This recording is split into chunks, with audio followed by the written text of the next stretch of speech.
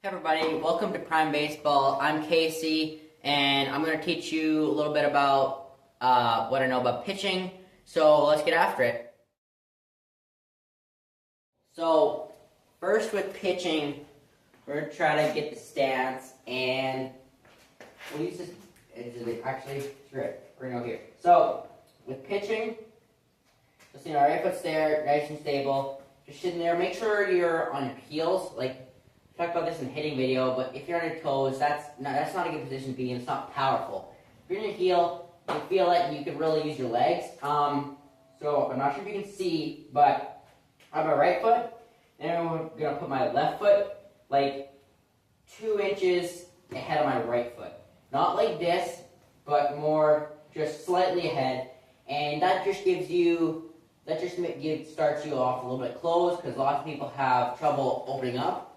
So that just kind of eliminates a little bit of that. You just stay closed, nice and tall, and that's enough about the stance. Now we're going to move on to the leg kick. So instead of just a leg kick, we're going to be doing leg kick, and then we start drifting forward, okay? So pitching, when you think about pitching, you probably think about the leg kick. So pitching, up, leg very high, like kind of a 90-degree angle, if not more, and then make it so that you could put a bowl of cereal on there and it would stay there.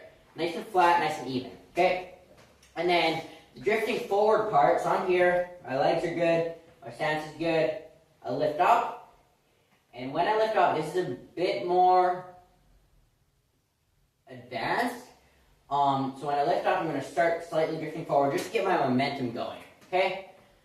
So I'm going to lift up, start drifting forward, and when I drift forward, it's important not to lead with your knee or your shoulder or anything else. When you're pitching, you want to lead with your hip. So you come here, you start drifting forward and lead with your hip, go.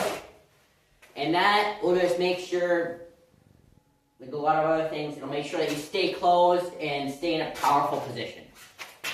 Okay, so next we're going to move on to landing and equal opposite. Okay, so we got our stance, we got our nice stance, we got our leg lift, we got our drift forward. Now, this is the landing part, we're the equal opposite. So, when you land the first part, the ground is going to be your foot. You want your foot to be not super closed, but a little bit open. You want it to be a little bit open. That just allows you to kind of get everything flowing a little bit better. So, up here, leg lift, drift forward. Land a little bit open. This is one of the most important positions in all of baseball. You'll hear me talk about this a lot as we go through more videos, but it's called equal opposite. So basically what it's saying is that your arms are in equal position, but they're opposite sides, okay? So equal opposite is really important to have your elbows up. This arm, you're controlling this elbow, and that's it. It's this arm, you're just going to be really relaxed and dangling down. Same thing with the glove, okay? Glove, palm out, and then when you're at equal opposite, you want to make sure that you're not, I'll do a side view, that you're not, or a front view, that you're not opening up this arm, because if you're doing that, that's going to make you fly open and everything's going to fly up that way. So you want to make sure you have your glove arm closed, something like this, and it should look something like this. And one thing that helps me to think about a lot is having your almost your right elbow facing the third base dugout if you're a righty, or your right elbow facing the first base dugout if you're a lefty.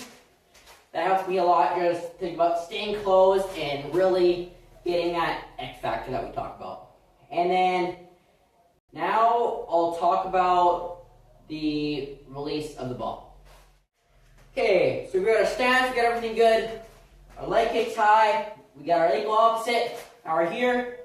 What do you do next? Okay, now you're gonna throw it. So kind of like the hitting, your hips are gonna go, and you're gonna get the X factor, stretching the bat from here, stretching the bat from here to here as much as you can. Hold back, and then you come through. And as you come through, this arm's gonna reach out, it's gonna come back in. So this is where you want your glove the whole time. A lot of people go like this.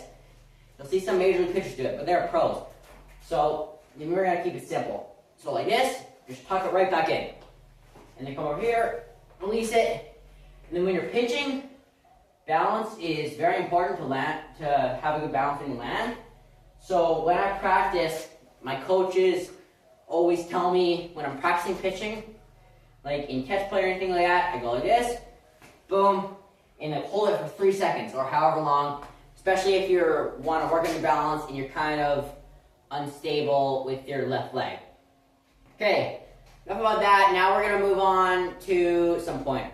So one of them that I use the most is, actually two of them that I'm going to talk about is, you see a lot of major league pitchers do this, is they come set, they take a deep breath, breathe it all out, breathing out all the tension in their upper body. That really helps you make sure that everything is focused on your legs and your upper body is not tense, very tense.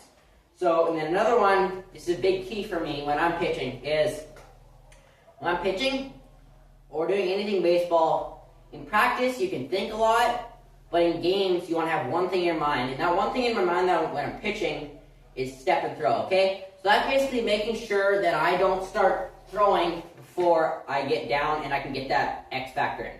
So it's wait, step, and then throw. Okay, that's a big one for me. And then, one other one, the last one that helps me, and helps a lot of people, is focusing kind of like baseball. So if the catcher's got his mitt up, you should be able to see some of the laces or just small marks in his glove or even the imprint of the brand or the type of glove. And you pick one little spot on that glove and you focus on it like your life depends on it, okay? Because if you aim small, you miss small. Okay, that's enough tips for me. I hope this helps. Thanks for watching and have a good day.